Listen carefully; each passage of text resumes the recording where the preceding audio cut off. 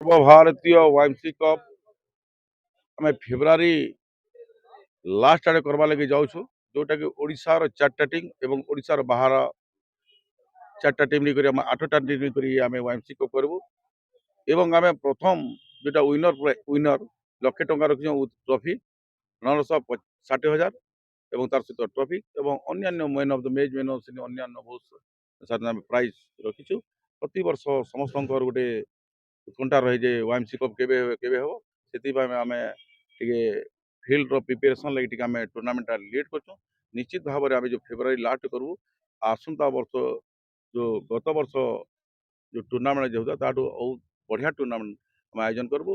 ଭଲ ଭଲ ଟିମ୍ ମାନେ ଆସିବେ, ଯେଉଁମାନେ ରଞ୍ଜି ଖେଳିଛନ୍ତି ସେମାନେ ଆସିବେ ଏବଂ ଯେଉଁ ସମାପନ ହେବ ଫ୍ଲଡ୍ ଲାଇଟ୍ରେ ହେବ ଏବଂ ଭଲ ଫଟକାର ଫଟକା ବି ଯେଉଁଟା ବାଣର ବି ଆକର୍ଷଣ ହେବ ଏବଂ ଅର୍କେଷ୍ଟ୍ରାର ବି ଆମେ ବ୍ୟବସ୍ଥା କରିଛୁ।